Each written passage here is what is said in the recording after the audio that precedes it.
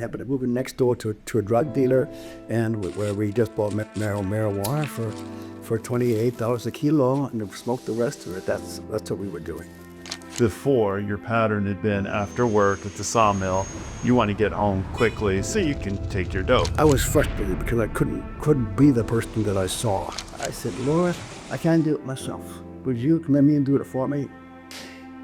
I put my long hair up under my hard hat, went back into the sawmill, and began singing Amazing Grace. So the immediate thing, the first thing you noticed is you actually cared about other people.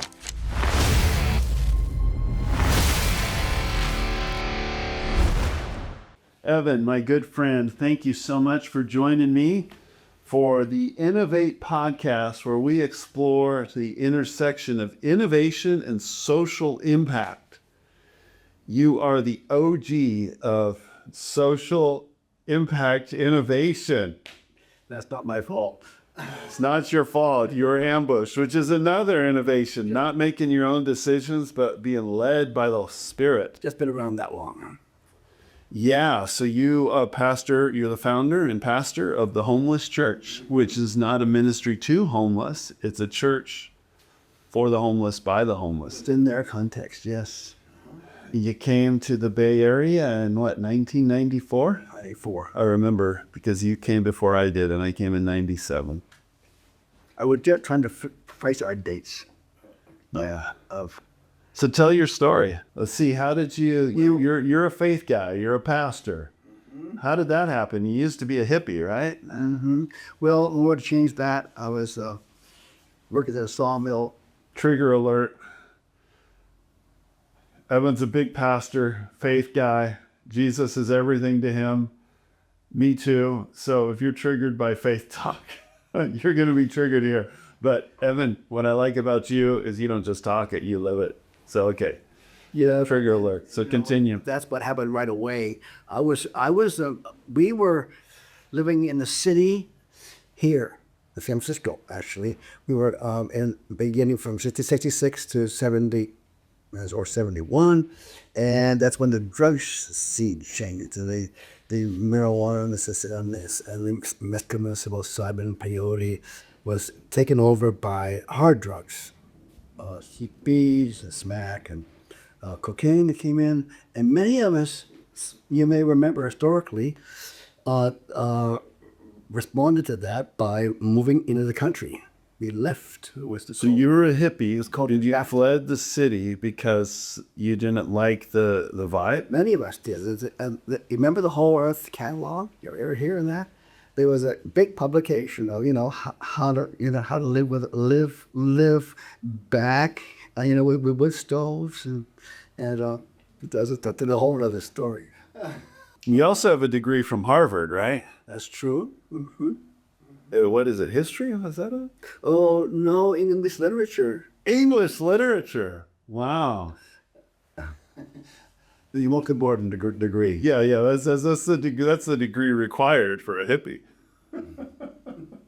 And bravery mentioned, but it was Percy Shelley. No, you used the language properly. Yes. But I was working at a sawmill up in just across the North Fork of the Yuba River and Kentonville and Sincere Mountain Mills. I was working there as a cleanup man. I did a lot of just I realized I wasn't interested in career. I wasn't a career-oriented person.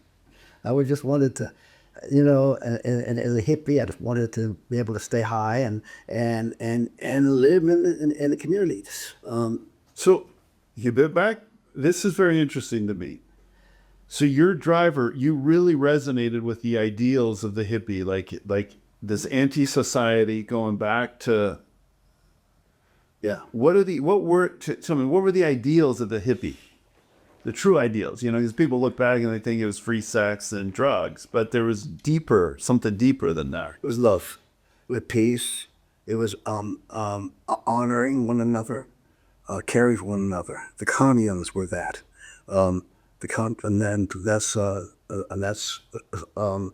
We really just moved from we the hippies that got saved. I mean that the big Jesus movement. We were sitting in that big Jesus movement. They were just shifting their communes into the churches.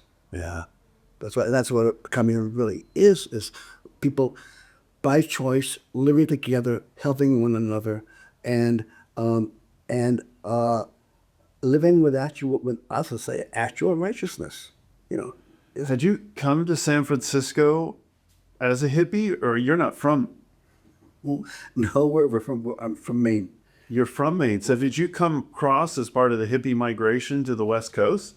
Was that how you? Well, we did a leapfrog. My wife April and I both got out of college in the Boston area, and we in Harvard, and we took an airplane to Honolulu to escape the high pressure of the East Coast. Okay. I looked in a couple of job openings in New York City, like to be a book editor, and that was not what I wanted to do, and I just didn't. And that's so we flew to Honolulu and lived in the Manoa Valley there,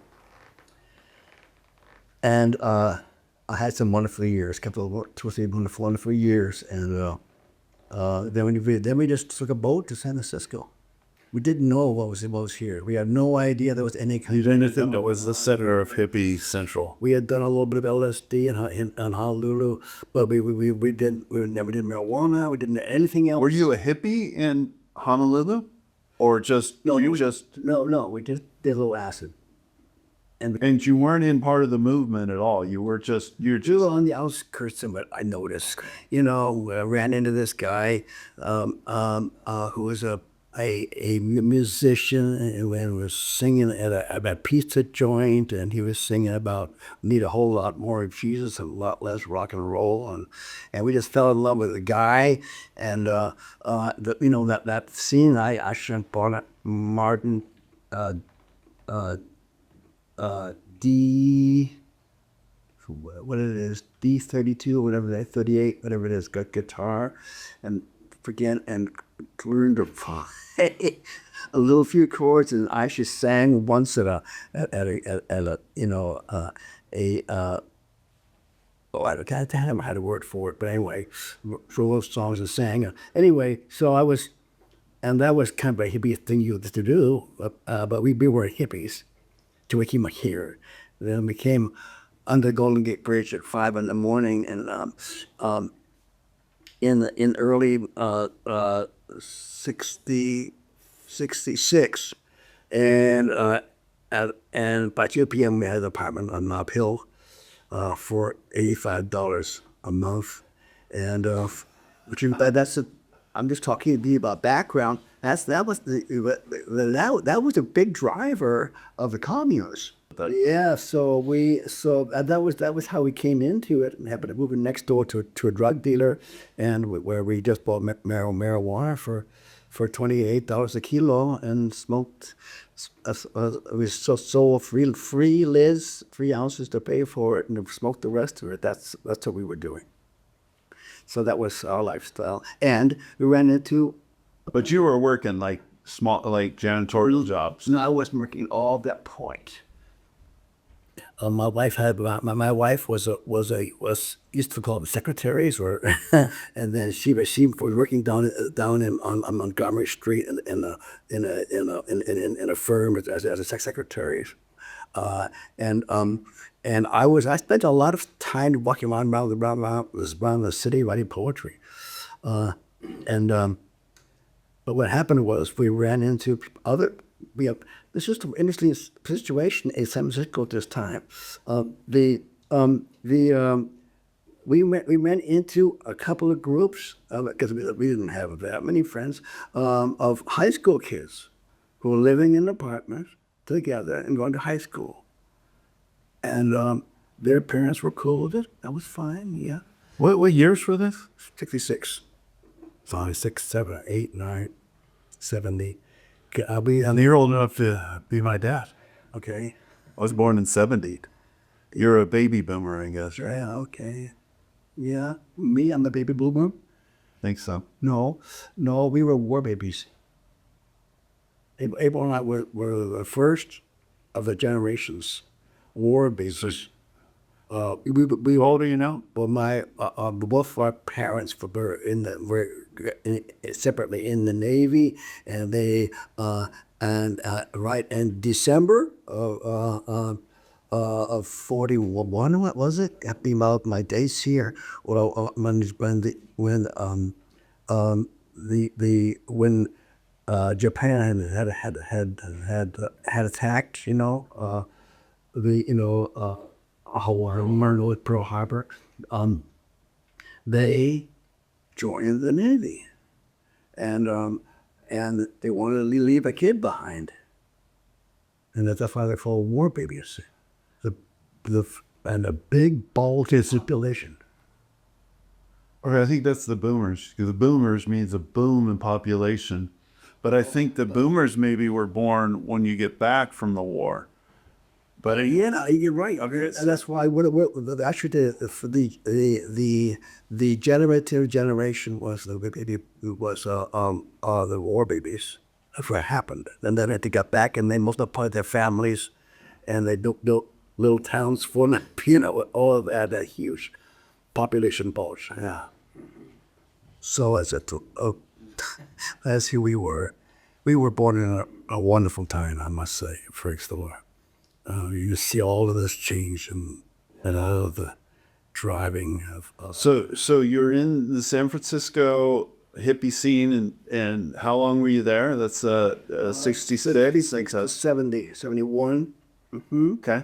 And so it was our commune was us and a bunch of high school kids. Interesting. So and did any of them move into your apartment, or did you guys keep your own apartment? We moved around the city, different apartments. Different places. We lived out at 45th and Lincoln. Try to find a place that was cheaper than $85 a month. 45th and Lincoln, and then we got a place on 23rd and Noe. You might buy a little high school, little middle school there. Here and there, because of what we were doing, I feel time for all this. This is great. April and I were going.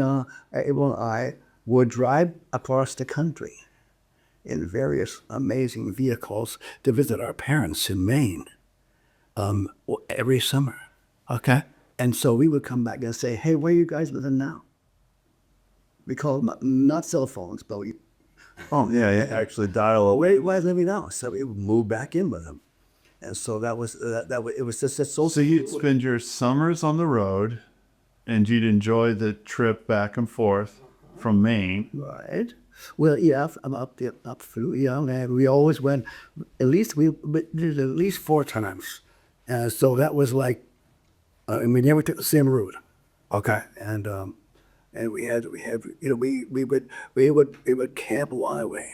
We So now you're full on hippies. you to stop about 4 o'clock in a park or something. Were you working at this time or not? No. We were running that to just on credit cards. And so we would go back to New York City and drop in there, meet somebody, say, "Hey, can we crash with you for a while? We got to pay off this credit card." Sure. That's how it was. So you'd go work for a period to pay off the credit card. Yeah, we were living in the often in the lower East Side, and we just find somebody to say, "Hey, can I live with you?" "Yeah, sure, fine." And so we lived there while we both worked, paid off the credit card. What would you do when you worked? I worked for a little company that I remember so well called Everything for Everybody.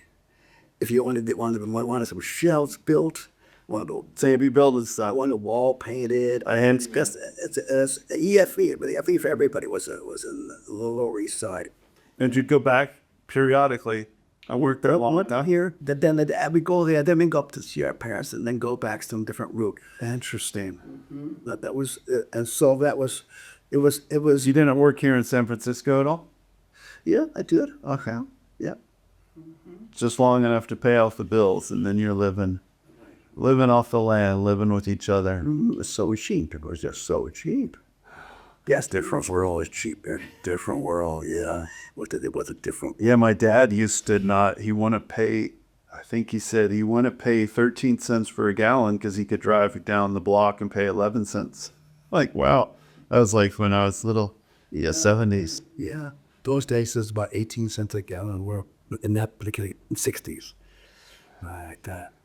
Maybe it's 23 and 21. I remember when gas got Get the right. I remember when gas got to like 79 cents, and that's so expensive. And then like when it got over $1, it's like gas over $1 per gallon. Man. So anyway, so I was working up at the sawmill.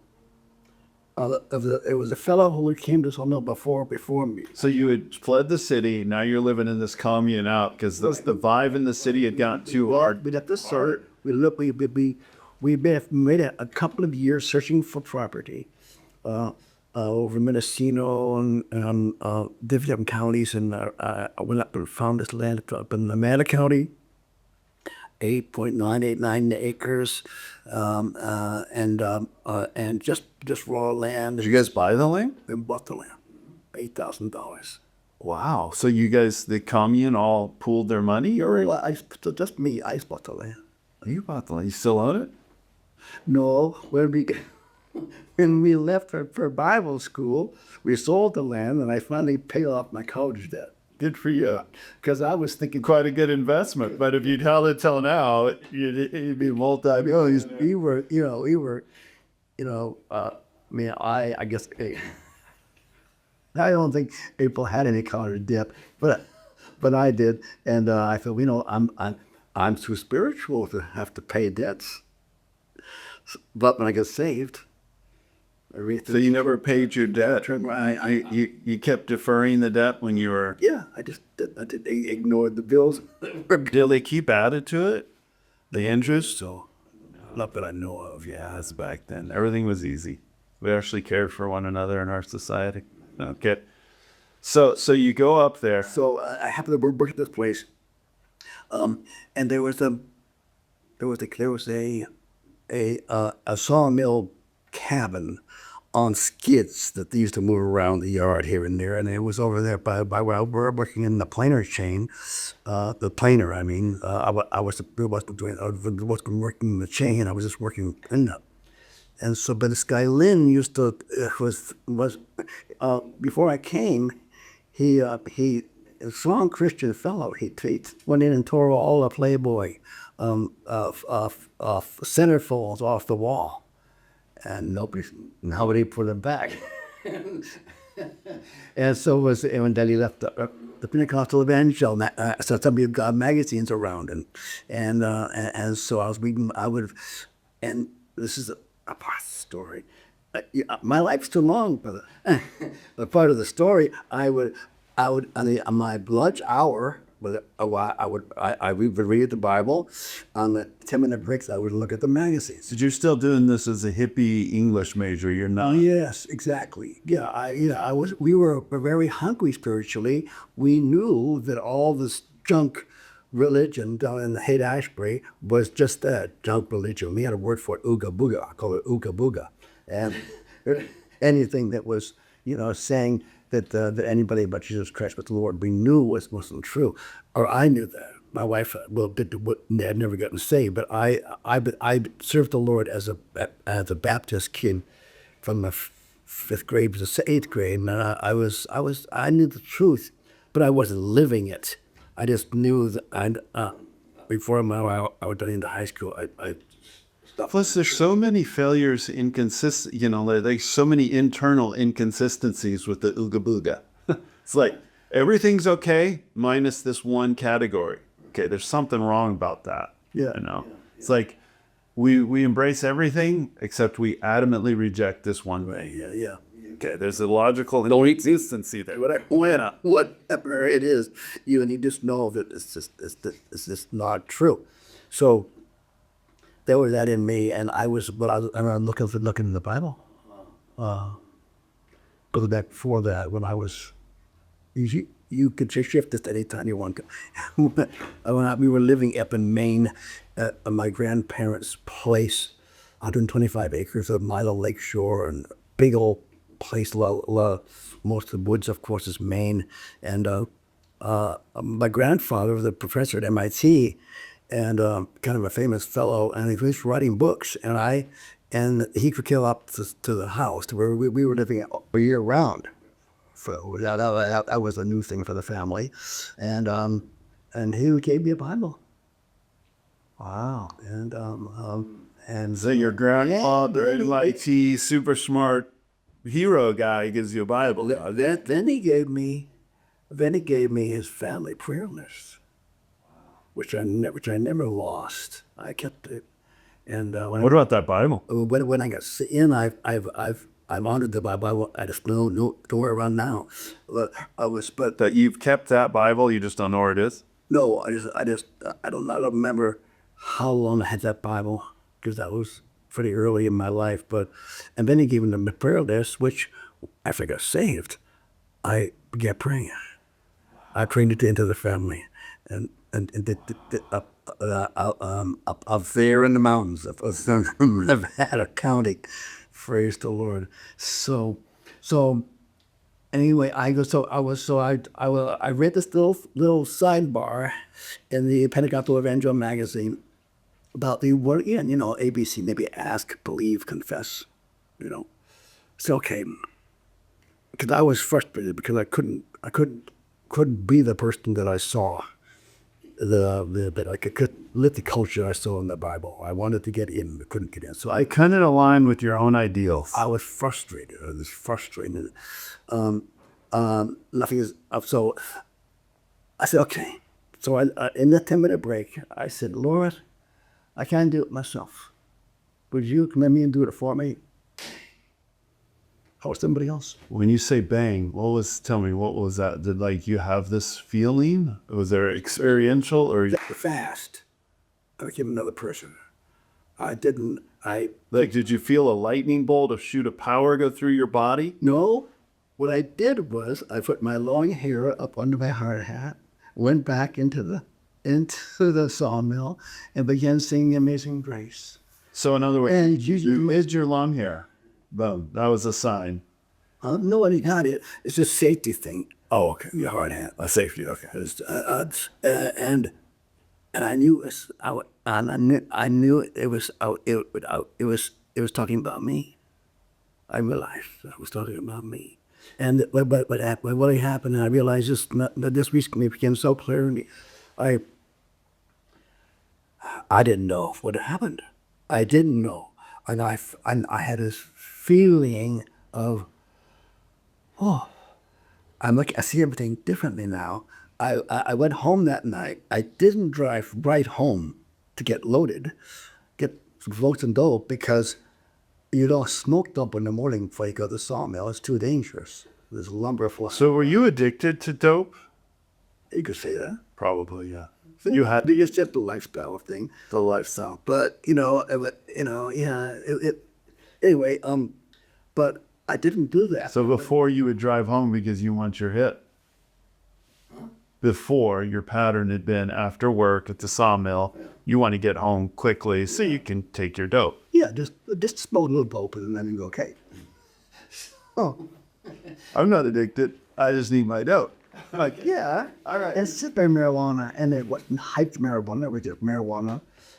Anyway. Praise God for that. And then I drove out of my way a few miles, and visited an old man and his wife, who I heard had been sick. I known him in an earlier sawmill job, and I didn't pray for them. They didn't get healed. That wasn't it. But I stopped being selfish. Selfish. That's so beautiful. That is so beautiful. So the immediate thing, the first thing you noticed is you actually cared about other people. Yeah. And I didn't know why, but I was somebody else. And my wife, it was so funny. Thank you for having a tough time to hear all this. I went back to the mill the next day and said, hey, Lynn, I want to get a Bible study. We said, okay, oh, great, that's wonderful. This is that. You was all ready to give a Bible study. You've been waiting for that. He said, this is Wednesday. We have a Bible study down at the House of Prayer in Grass Valley, and I'm going down tomorrow night, and I'll give you a ride. And I said, okay, great, fine. So I went home and told April, and coincidentally, April was into astrology, and she had an astrological friend coming down from Oregon to go into San Francisco for a Gavin Arthur convention. He's a kind of well-known astrologer. And she was, and they got other girls that there with us. We were living in domes. We both built domes, and she was there, and Abel said, "You San Francisco? I want to find out what everyone's getting into now." Faithful. So she chose to go with you rather than to the San Francisco astrology. She Lord Hamilton. But she could see you're different. Something had happened. Something had really happened, and It's like, I want a bit of that. Man, what did he take? I didn't know what it was. I didn't have any words for it, and so I can. There's another earmark. I would stay August the 5th, on 1974, and so that was. Then we went down to Bible study on August the 7th. She got saved in that Bible study, which was its own wonderful story. I remember that date because August 6th is Hiroshima Day, which marked my life forever when I first began realizing what had happened on Hiroshima. How did that impact you? I thought that something's wrong. Wow. Something out of joy. It shouldn't be like this. That's this deep thing I think has got concealed in me that we're on the wrong page, and So kind of because of the light magazines that we had lying around the house up in Maine, it was kind of a big house. It was a family house. It was a summer house, and the old light magazine with pictures of the pond and everything, and just it just seared my conscience. So that's how I can remember our birth dates of salvation, because I was saved the 5th. And So when was Hiroshima? That was 40. I'm like, I think, or maybe it was 42. I don't know. No, how did it? Had to be 44 or something. Okay, yeah, you're right. That's right. It was the end of the war, of course. Yeah, the war. Yeah. And you were, how old were you during Hiroshima? You didn't remember the event itself, you were too young, but Right, yeah, just somehow when I was living up there, I moved up the name of the 5th grade. So at that point, we were going up there summers anyway, so I don't know when it was. I began noticing those magazines and being aware of that thing, Hiroshima, and what was going on. I've never been a good historian or anything, obviously, but I just, the emotional thing, the spiritual thing was really get me.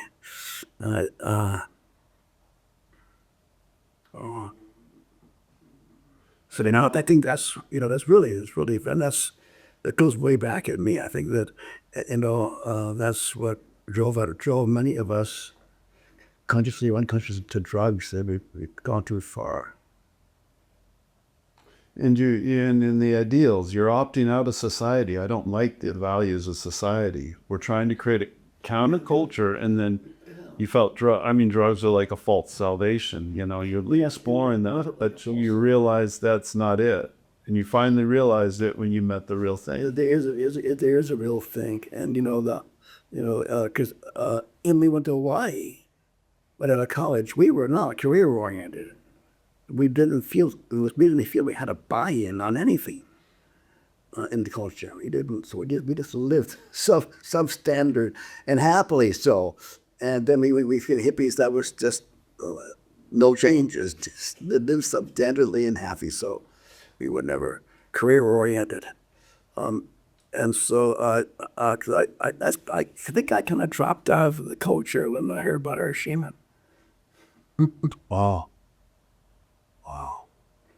Very huge. So that Abel got marvelously saved at that meeting.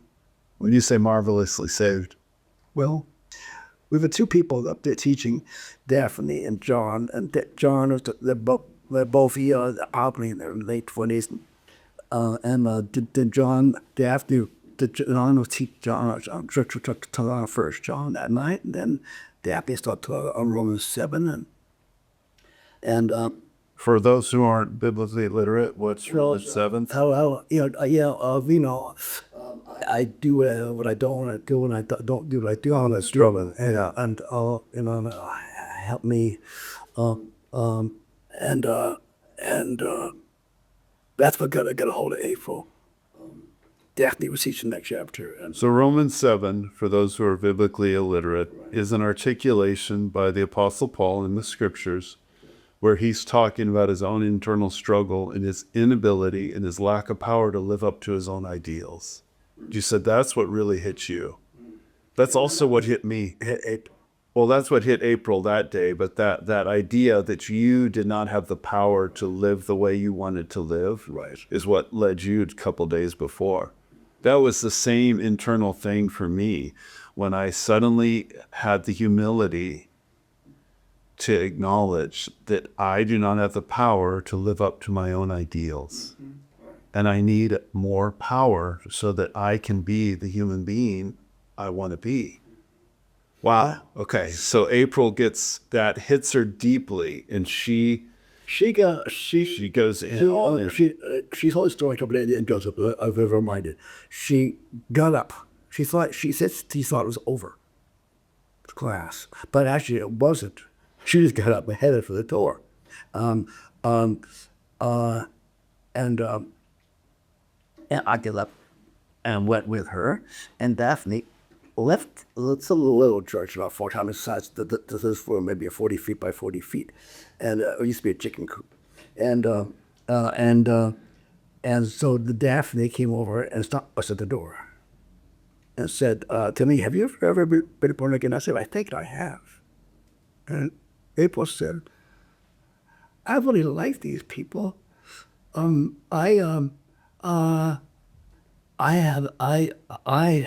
have never heard such truth in my life," she said. "And now Evan's lying to them."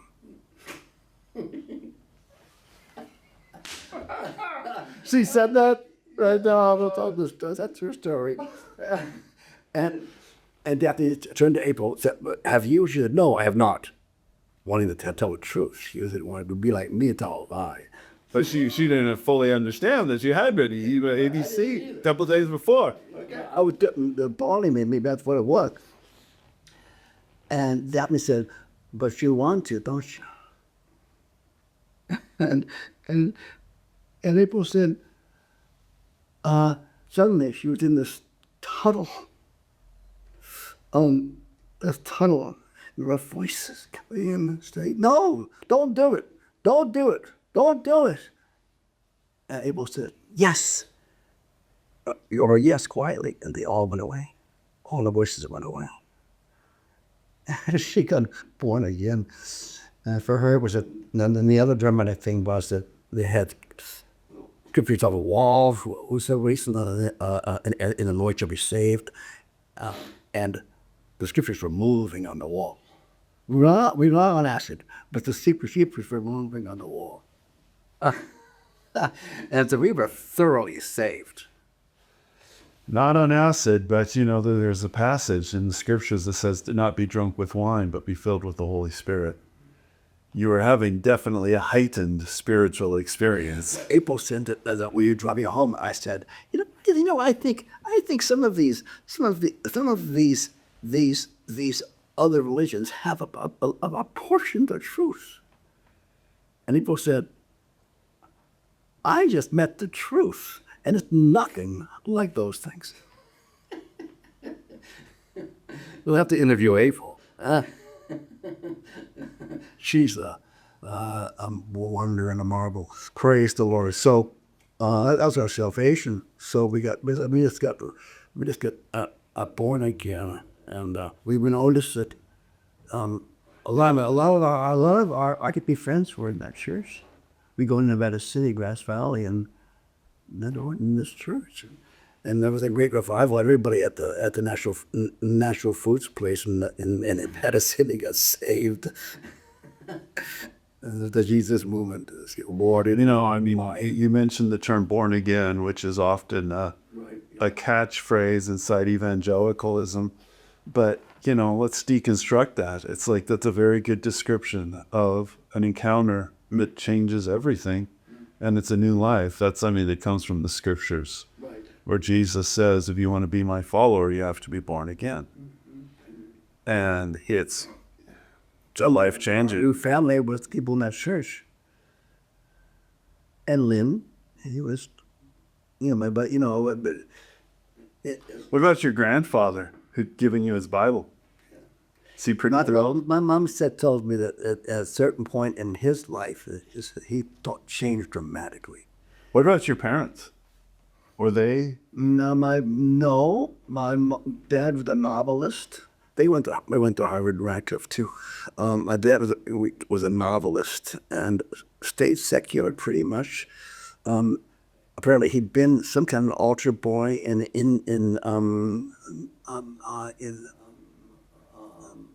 the Midwest in Indiana.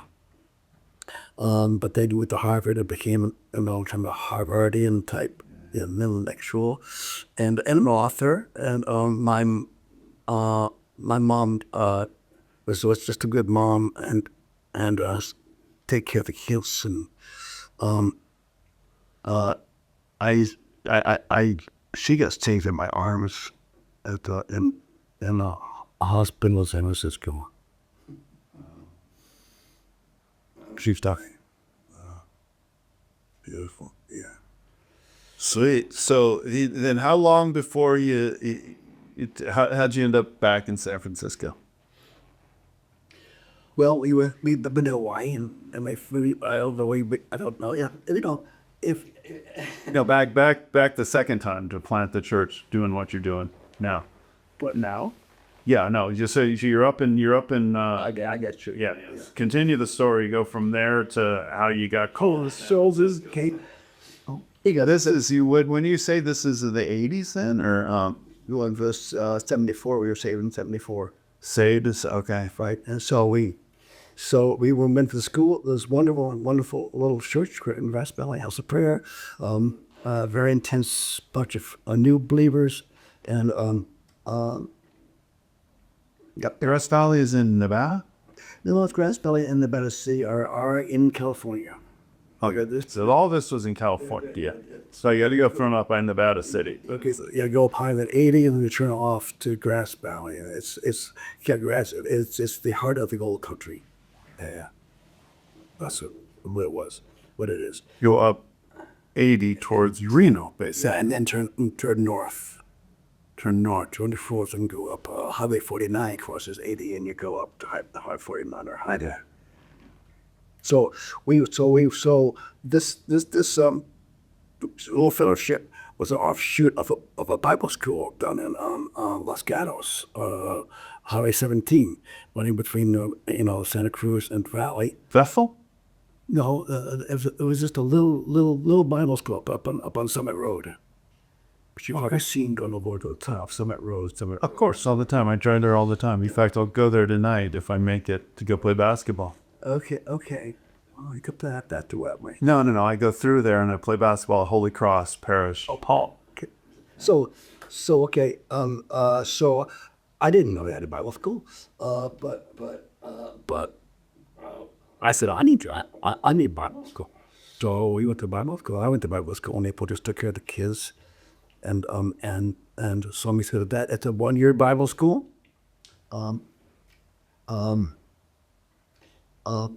Monday night, 4 hours of class. Tuesday night, 4 hours of class. Wednesday night, service. Thursday night, 4 hours class. Friday night, 4 hours of class. Saturday, outreaches and Sunday services. 1 year, a whole Bible. The only textbook was the Bible. There's just like a Bible. It was a wonderful blessing, a wonderful blessing. Praise. Was it Assemblies of God or was it Pentecostal? It was an Assembly of God offshoot. Okay. So that's the little house. I was in that ministry tract, went back up to where they had two churches there in Grass Valley. No, the one in Grass Valley was by itself, and then there was one down in Oregon, California. Those are the two that I was working in, and just to learn, how to do church, and then this is where the second big shift happened, because I was again working. I have these simple jobs, elemental jobs. I was driving Orland handicap workshop van, getting people to come to and from the homes to work in the workshop. And I was driving from north of Orland, from Willows, coming on down the highway, and that Willows is the next one up, and suddenly Lord started talking to me. At that time, I was actually pastoring the church,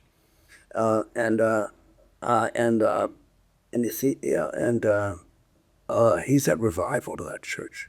It was the sweetest thing. So it was great. When you say revival, you're saying people are really Yeah, there was coming. The church was attended God offshoot, a breakaway, turned out the occult, and The Bible college was a bit of a cult too, the same or is different? Just the Bible school was pure Bible, praise the Lord, and people who were SAVED were SAVED and teaching the pure Bible, but the leader was the problem, and he had the problem which emerged, and suddenly he was taken out, and the whole two or three campuses that about Bible school and two churches was decimated, and so I taken out by the sense of the moral failure, or yeah, right, and then the deceit and the damages to a number of young ladies, and it was just really, really heavy, and so I came into that scene, and I'd gone back before. And I had gone back to the Assemblies of God Theological Seminary, Missouri, for a couple of years to get a master's degree in missiology, because I wanted to be sure I was still saved after that debacle in the cult. But then I went back to the church that we came from, the destroying church, and he said, "You got to tell him I want you to go back and pastor that church." So I said, so I told April. She said he didn't want to go back, but we always worked together, tight. It was wonderful. So when I was talking to the people who were running it, I said, I'll come back, because they wanted me to come back, because I was been active in the church. I said, but only if I could be senior pastor. I knew I had to break that thing.